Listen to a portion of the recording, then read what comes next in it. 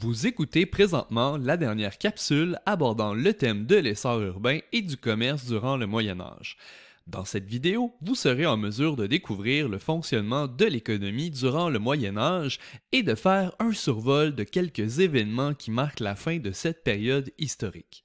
D'ailleurs, à droite, vous pouvez observer une presse à imprimer de la monnaie vers le 14e siècle. En effet, chaque ville imprimait sa propre monnaie durant cette période. La confection d'une pièce nécessitait environ une quinzaine d'étapes différentes. Les guildes et les corporations que nous avons vues précédemment encadraient ce type de métier. Sur le plan technique, la partie inférieure de la presse se nommait la pile et avait une extrémité pointue pour lui permettre d'être enfoncée fermement au sein de la partie du haut. À l'extrémité supérieure de la presse, on retrouvait la matrice supérieure. C'est de cette façon-là que la presse recevait des coups de marteau de la part de l'artisan sur cette section-là, et c'est ce qui a permis l'impression des deux côtés de la pièce. L'augmentation des échanges, mais surtout le grand commerce, va favoriser l'apparition d'une nouvelle institution durant le Moyen Âge, c'est-à-dire les banques. Les banques ont la fonction de pouvoir accueillir les dépôts, mais aussi de pouvoir faire des prêts. Donc faire des prêts à des marchands, faire des prêts à des commerçants, à des artisans. Et déjà en 1151, la première banque était créée à Venise en Italie. D'ailleurs, l'origine du mot banque démontre tout aussi l'importance de l'Italie comme centre important des transactions durant le Moyen Âge. Le mot banque est un dérivé de l'italien banca, qui est le banc en bois sur lequel les changeurs de l'époque exerçaient leurs activités au sein des grandes foires. La toile de droite présente un changeur et sa femme, et bien qu'elle soit réalisée après le Moyen Âge, soit durant la Renaissance, elle nous informe sur le rôle des changeurs qui étaient dans les faits les premiers banquiers reconnus de l'Occident. Et ces personnes étaient les plus riches des grandes villes et conseillaient même les princes.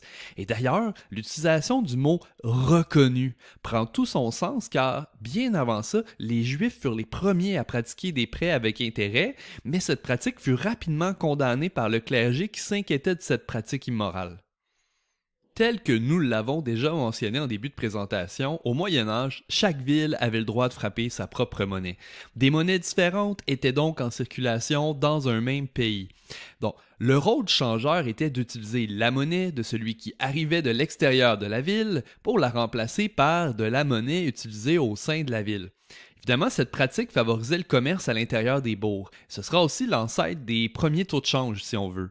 Donc, en effet, la valeur de l'argent n'est pas la même au sein de tous les pays ou des différents royaumes. Et déjà durant le Moyen Âge, nous remarquons certaines différences par rapport à la valeur des devises échangées. Donc, l'utilisation de la balance que vous voyez à l'écran permettait aux changeurs de vérifier le poids des devises étrangères. L'objectif, c'était donc d'éviter la contrefaçon, donc de la fausse monnaie, c'est-à-dire d'éviter la fraude aussi. De plus, les changeurs prenaient le temps de valider la qualité des pièces échangées et retiraient celles qui étaient de moindre qualité de la circulation. Pourquoi ces changeurs étaient-ils aussi riches? Ils prenaient une cote sur certaines transactions qu'ils complétaient. C'est exactement de la même façon que les banques modernes fonctionnent. Elles ne font pas de cadeaux et chargent de l'intérêt, donc chargent un certain montant d'argent sur les services offerts. Plus concrètement, mettez-vous à la place d'un changeur qui devait traiter la valeur des différents types de monnaies de l'époque, tels le penny d'Écosse, le florin de Florence et même le groschen d'Allemagne.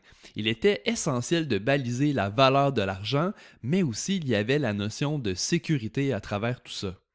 Parlant de sécurité, les marchands circulaient de foire en foire avec de grands montants d'argent. C'est pourquoi ils ont dû mettre sur pied un nouveau système de transaction qui se nomme la lettre de change pour sécuriser le tout. Il n'était pas rare que des brigands s'emparaient de rondelettes sommes d'argent issues du commerce étranger. La lettre de change, c'est en quelque sorte l'ancêtre du chèque. Elle permettait d'obtenir les fonds nécessaires qui étaient approuvés par les institutions financières et dans ce cas-ci, c'était un changeur qui devait s'acquitter de tenir les registres des transactions. Cette idée a permis de prévenir les vols et de rendre les routes commerciales plus sécuritaires grâce à ce précieux bout de papier. Il est important de souligner que ces innovations économiques ont bouleversé profondément les sociétés du Moyen Âge. Les banquiers et les marchands faisaient partie de l'élite de la société au sein des bourgs, donc ils étaient au sommet de la hiérarchie sociale, alors que dans les classes inférieures, on retrouvait principalement des artisans, des mendiants et tous les autres. Bien que le nouveau système économique change les mœurs des classes sociales du Moyen Âge, c'est un événement tristement célèbre qui va transformer la démographie des populations occidentales durant la première moitié du 14e siècle. En effet, la peste noire fait rage en Europe et décime près de la moitié de la population. L'urbanisation des bourgs et le fait que les habitations soient très près les unes des autres a sans aucun doute contribué à propager plus rapidement cette épidémie. Semble-t-il que des armées venues d'Asie auraient apporté la maladie à Gênes en Italie. Les rats présents dans les cales des navires étaient porteurs du virus de la peste. Les puces qu'ils contenaient ont contribué à propager cette maladie chez l'humain. Les connaissances en médecine étaient restreintes à l'époque, et certains esprits tordus ont appelé à un complot juif qui avait comme mission de décimer la population européenne. Évidemment, tout cela n'avait pour but que de propager à nouveau de fausses nouvelles à l'endroit de ce peuple persécuté. Bien que la peste noire perturbe le Moyen Âge, la majorité des historiens s'entendent pour dire que c'est l'invasion de Constantinople, ancienne capitale de l'Empire romain d'Orient, par les Turcs, en 1453, qui amènera la fin de cette période historique. Plusieurs grands scientifiques quitteront Constantinople pour trouver refuge en Italie. Cela donnera naissance d'ailleurs à la Renaissance italienne.